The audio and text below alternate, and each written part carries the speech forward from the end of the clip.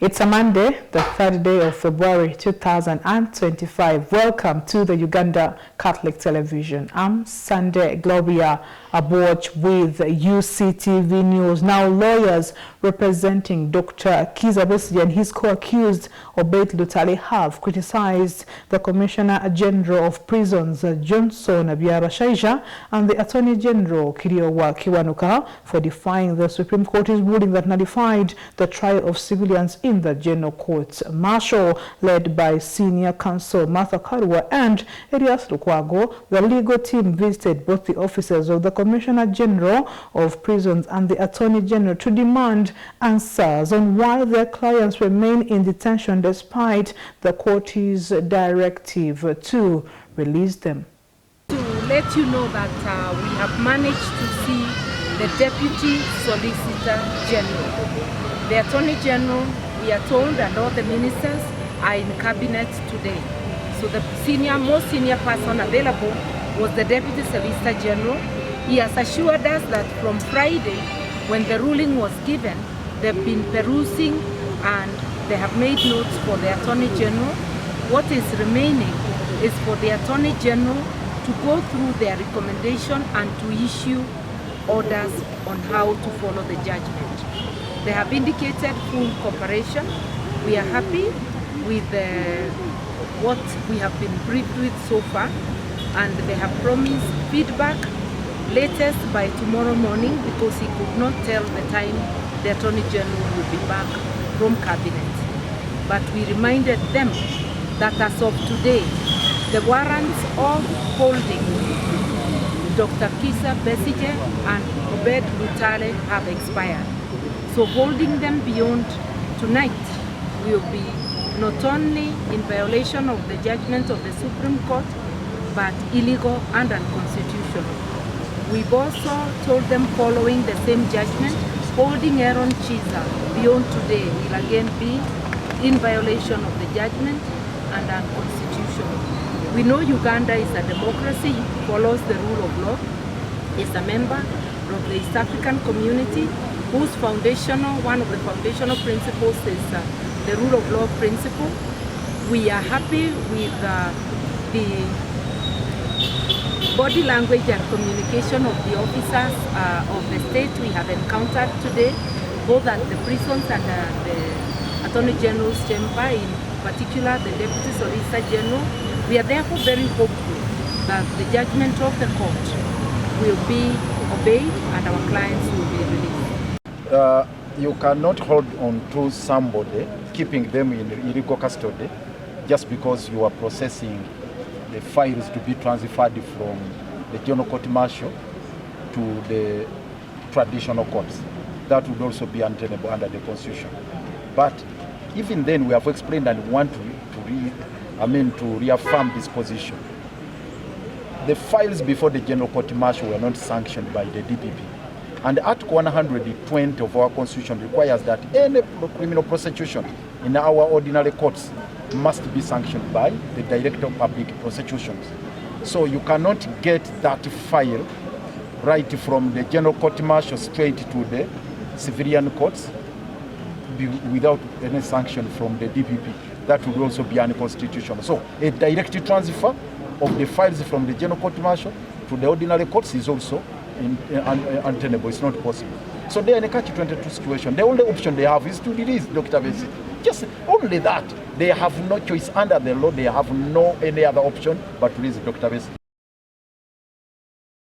Now, the Forum for Democratic Change Party has expressed a deep concern over President Museveni's refusal to implement the Supreme Court's judgment nullifying the trial of civilians in military courts. Speaking at a media briefing at the party headquarters in Najanankumbi, Kampala, FDC Vice Chairperson Robert Centenary criticized the president's stance, stating that it undermines the doctrine of separation of powers and constitutes a direct assault on justice and the rule of law. This blatant defiance by a leader who sought to uphold and protect the Constitution not only undermines the doctrine of separation of powers, but also constitutes a direct assault on justice and the rule of law. In effect, it amounts to overthrow of the very constitution he once championed and has repeatedly sworn to uphold with every oath of office he has taken. Mr. Museveni must know that the civilian authority supersedes military authority as enshrined in the Constitution. His refusal to respect this fundamental principle sets a dangerous precedent and threatens the democratic foundation of our nation. If he fails to respect this ruling and continues to defy the courts, Ugandans will be left with no option but to wake up and do what the Constitution commands them to do. To our Parliament, I would like to appeal to you not to offend Article 92 of the Constitution of the Republic of Uganda, which deters Parliament from from retrospective legislation. I know that Mr. Museveni is now tempted to run to Parliament, as the ruling said that if they want to legitimize the court-martial, they should amend the UPDF Act. Don't allow yourselves to do the dirty work for Mr. Museveni. The judiciary has done its work. All eyes are on Parliament. If you are going to toe that line of doing the dirty work of legitimizing what has been ruled against as unconstitutional. Welcome back. This is the Uganda Catholic Television. I'm Sunday Gloria Borch with Uctv News. Father Pascal Wambale, a priest from the Diocese of Kasese, currently studying liturgy in Rome, has called upon Christians to visit Vatican City and Rome during the Jubilee year. Speaking to Uctv News in an exclusive interview, he emphasized that the Jubilee is a sacred time of forgiveness, a remission of sins, and universal pardon, encouraging believers to embrace the spiritual significance of the pilgrimage. Yeah, brothers and sisters, I'm Father Pascal Wambale from Kasese Diocese. We are in Rome studying liturgy, lights in liturgy. Welcome you all to Rome. Come and visit Rome. Come and do pilgrimages in Rome, for this is the Jubilee year of hope. The Pope has declared it a year of hope. And there are so many things going on around here in Rome, especially the pilgrimages to be able to go through the door of mercy, the door of hope, as it has been opened by the Pope.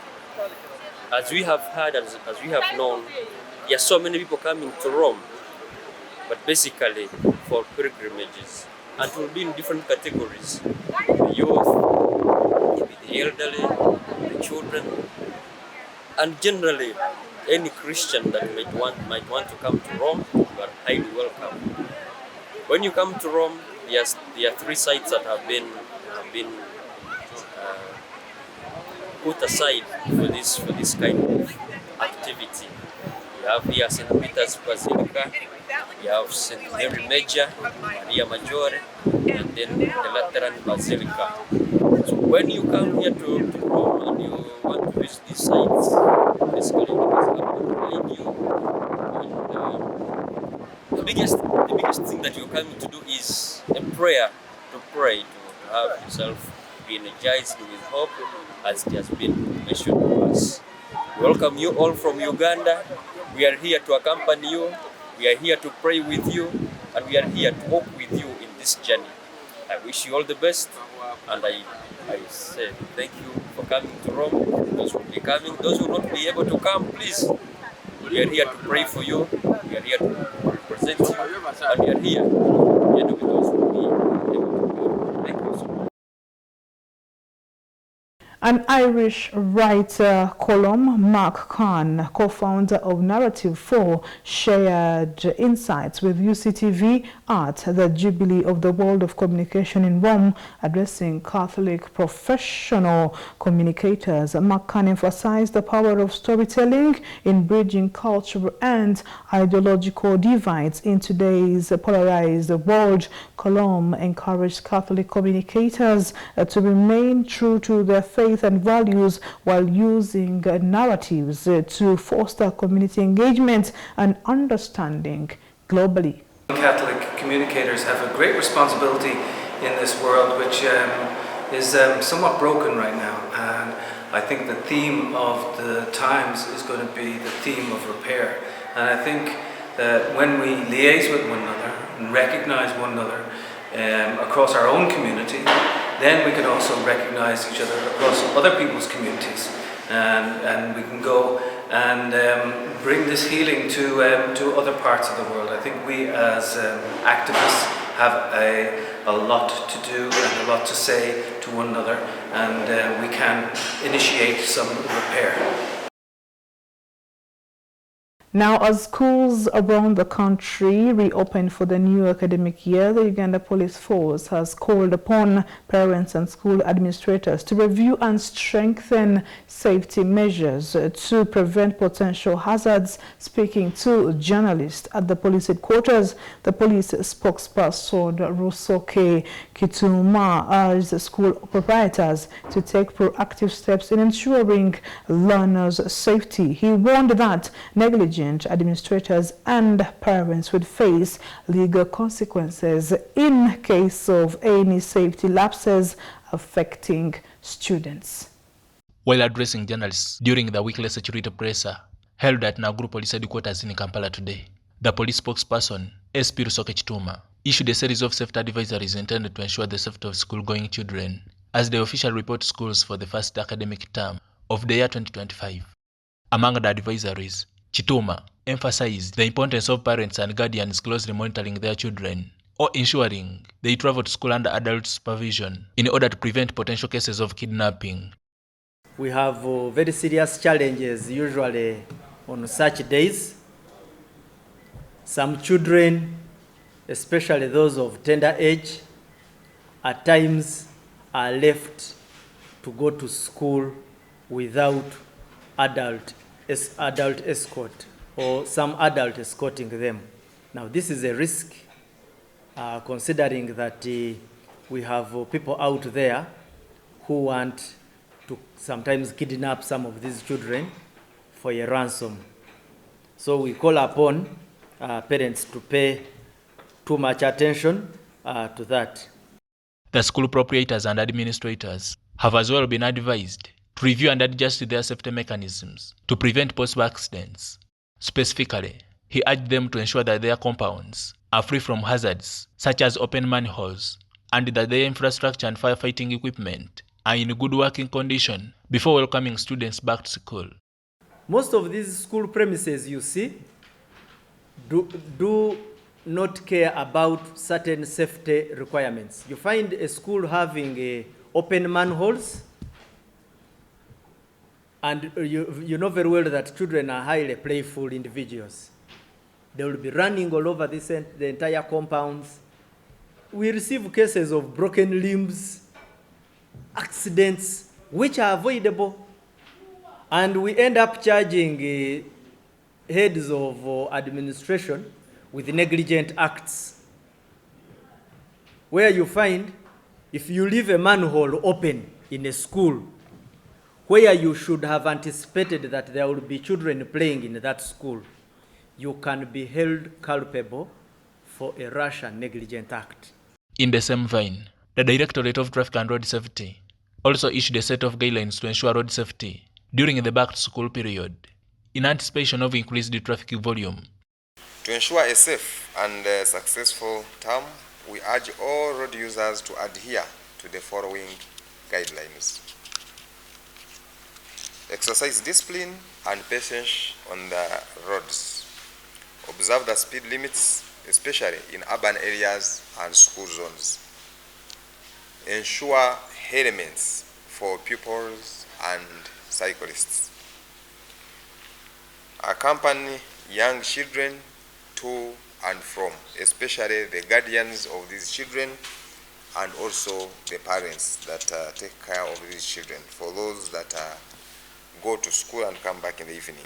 SP Rusoke Chituma warned that police will take severe action against anyone found negligent in causing harm or misfortune to learners during the school period, and will prosecute such individuals to the fullest extent of the law.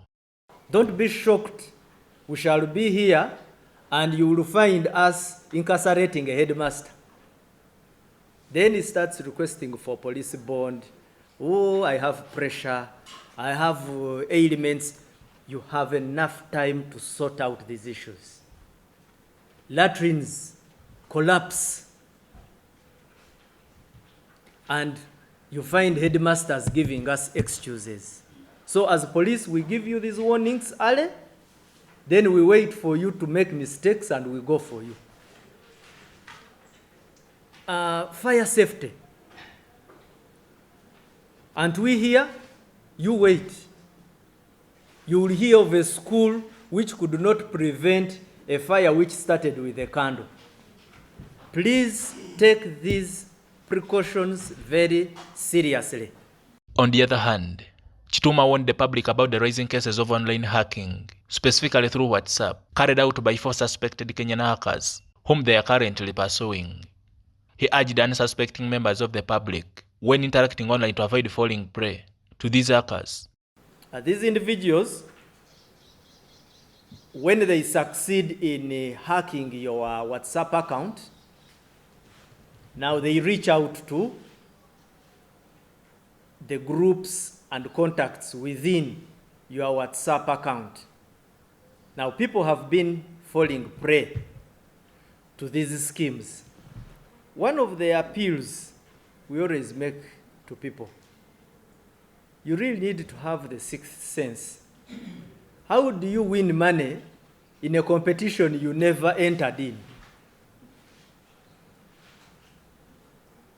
If you're going to win money from a Rotary, you need to first subscribe to a Rotary. But how do they tell you that you have won 7 million shillings when you have never entered into a competition? Then, secondly, can you please always listen to the advice of experts?